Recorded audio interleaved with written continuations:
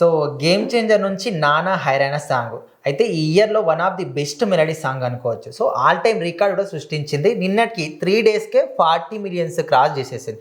So ఈరోజు చూసుకుంటే నాకు తెలిసి ఆల్రెడీ 44, 45 వరకు కూడా వెళ్ళొచ్చు.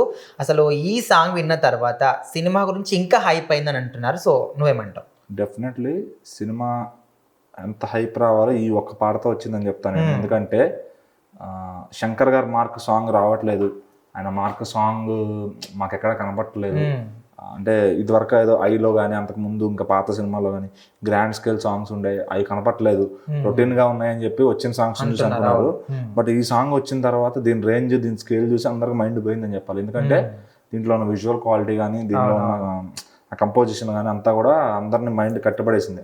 అందరూ ఇంకా అమ్మాయిలు అయితే బాగా ఓన్ చేసుకుంటున్నారు. ఎందుకంటే వాళ్ళ ప్రేమికుల కోసం, భర్తల భార్యలు అయితే భర్తల కోసం ఆ పాటని రియల్ గా ఫీల్ అవుతున్నారు, వాళ్ళ హస్బెండ్స్ కోసం, వాళ్ళ ప్రేమికుల కోసం. సో అంత కనెక్ట్ అయింది ఈ సాంగ్ రియల్ లైఫ్ కి. సో అలా మనకి ఎన్నో పాటలు మనతో ట్రావెల్ అవుతూ ఉంటాయి, మన ఫేవరెట్ సాంగ్స్. ఆ లిస్ట్ లో ఇది ఖచ్చితంగా ఉంటుంది అని చెప్పొచ్చు. ఎందుకంటే ఈ సాంగ్ పాడింది కూడా శ్రేయా ఘోషల్ అండ్ కార్తిక్. వాళ్ళిద్దరు ఇంతకు ముందు నీ జతగానే ఉండాలి సాంగ్ పాడారు. అందులో కూడా ఇప్పటికీ చాలా మంది ఆ సాంగ్ ఓన్ చేసుకుంటారు. అందులో రెప్పల బయట నేనున్నాను చూస్తే వద్దా అనుకున్నా ఆ లిరిక్స్ అవి ఇప్పటికీ చాలా మంది ఓన్ చేసుకుని పాడుకుంటూ ఉంటారు అనమాట. సో మళ్ళీ ఆ కోవలోకే ఈ ఒక్క మెలడీ సాంగ్ కూడా చేరిందని చెప్పొచ్చు. సో మంచి అంటే చాలా అసలు వినసొంపుగా quality of music, quality of taking తో ఇంకా థియేటర్లో అయితే ఈ సాంగ్ కి అలా వేరే ప్రపంచంలోకి వెళ్ళిపోతాం అని చెప్పొచ్చు. అంటే లిరిక్స్, అదేవిధంగా కంపోజిషన్, సింగర్స్ అంతా కూడా ఒక బిగ్గెస్ట్ హిట్ అయితే ఇట్లా చూపించిన పిక్చరైజేషన్, ఆ క్వాలిటీ అనేది ఇంకొక బిగ్గెస్ట్ అనమాట. అంటే జనరల్ గా అంటే అందులో ఎడిటింగ్ కూడా ఏం చేయలేదు అన్నట్టు కూడా. కంపోజిషన్ చేసేటప్పుడు మనకి హీరో, హీరోయిన్, బ్యాక్గ్రౌండ్ ఆర్టిస్టులు అందరూ కనబడతారు. బట్ ఇక్కడ ఏంటంటే ఓన్లీ రామ్ చరణ్ గారు కనబడుతున్నారు. అంటే హీరోయిన్ ఉందా లేదా, ఏదో బట్టలు అయితే కదులుతున్నాయి కానీ ప్రతి ఫ్రేమ్ లో రామ్ చరణ్ గారు కనబడి ఆయన హైలైట్ అవుతున్నారు అనమాట. సో అట్లాగే ఇంకా ఏం చెప్పొచ్చు అంటే హైలైట్స్ ఈ కెమెరా వర్క్, దాని గురించి దాన్ని సపరేట్ వీడియో చేయాలి. అసలు కెమెరా అది ఎలా వాడతారు, దేనికి వాడతారు అనేది. సో ఈ కొంతమంది చదువులేని మైండ్లెస్ పీపుల్ ఏంటంటే ఆ కెమెరా వాల్యూ అర్థం కాదు. అంటే ఇంతవరకు వచ్చిన ఏ సాంగ్స్ లో కూడా మాక్సిమం ఇట్లాంటి క్వాలిటీ ఇక్కడ కూడా కనిపించదు.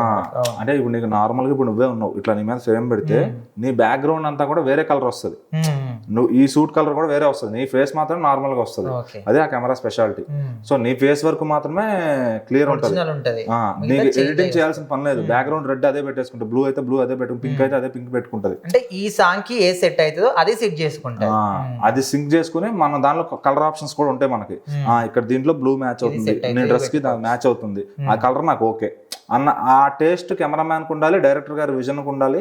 అంత విజనరీ సాంగ్ ఇది. సో దగ్గర 20 కోట్ల దాకా బడ్జెట్ అయింది ఈ సాంగ్ కి. సో దానికి మంచి రెస్పాన్స్ వస్తుంది. సో ఒక 4 days లోకే 45 million దాకా వెళ్ళింది ఈ సాంగ్. అంటే ఇంకా రన్నింగ్ లో రోజు రోజుకి 2 million ట్రెండ్ అయితే వెళ్తుంది. సో వరల్డ్ వైడ్ కూడా ఒక 2-3 రోజులు 15th place లో, ఫస్ట్ రోజు అయితే ఫస్ట్ place లో, సెకండ్ రోజు 15th place లో, అలా వరల్డ్ వైడ్ ట్రెండ్స్ లో కూడా ఎక్కడో చోట మినిమం టాప్ 50 లోనే ఉంటుంది సాంగ్. సో ఖచ్చితంగా ఇది ట్రెండ్ ఇలా వెళ్తూ సినిమా వచ్చేలోపు ఖచ్చితంగా ఫస్ట్ 100 million కొడుతుంది. ఇంకా రానున్న రోజులు ఇంకా లాంగ్ వెళ్తుంది ఈ సాంగ్. అందరూ ఓన్ చేసుకుంటారు కాబట్టి. అయితే ఈ బడ్జెట్ విషయానికి వస్తే కొంతమంది ఏమంటారంటే ఒక్క సాంగ్కి ఇంత భారీ బడ్జెట్ అవసరమా, కొంతమంది ఇది బడ్జెట్ తోని, కొంతమంది టోటల్ గా సినిమానే తీస్తారు. సో ఈ ఒక్క సాంగ్కి ఇంత బడ్జెట్ పెట్టి తీయడం అవసరం అని కూడా. 20 కోట్లతోనే మొత్తం సినిమా తీసేవాడికి, పాటకి 20 కోట్లు పెట్టేవాడికి తేడా ఉంటుంది. ఆయన Shankar is a visionary director. ఆయన నమ్మి నిర్మాత అంత ఖర్చు పెడతారు. అలా వేరే వాళ్ళకి కొత్త డైరెక్టర్లకు కానీ వాళ్ళకి చిన్న డైరెక్టర్లకు ఖర్చు పెట్టరు, అందుకే వాళ్ళకి లో బడ్జెట్స్ అవుతాయి. శంకర్ గారు ఏంటంటే వన్స్ ఆయన ఒక స్టాండర్డ్ మెయింటైన్ అది పెట్టారు అంటే అలాంటి దాని ట్రెండ్ ఎవడన్నా ఫాలో అవ్వాల్సింది. సో ఇలాంటి సాంగ్ ట్రెండ్ చూసి ఇప్పుడు ఆ కెమెరాని ఇంకా కొంతమంది వాడతారు, బడ్జెట్ అవుతుంది బట్ ఆ కెమెరాని వాడుకుని ఇది చూసి అరే ఇంత మంచి ఈ క్వాలిటీ మనం ట్రై చేయాలి, ఒక ఎక్స్పెరిమెంట్ చేశారు ఈ సాంగ్ తో, అది వర్కౌట్ అయింది. సో థియేటర్ లో ఇంకా హై ఫీస్ట్ ఉంటుంది సాంగ్. సో ఖచ్చితంగా ఈ రీచ్ అనేది ఇంకా ముందుకెళ్తూ ఉంటుంది తప్ప ఇది ఇప్పట్లో ఆగేదైతే కాదు.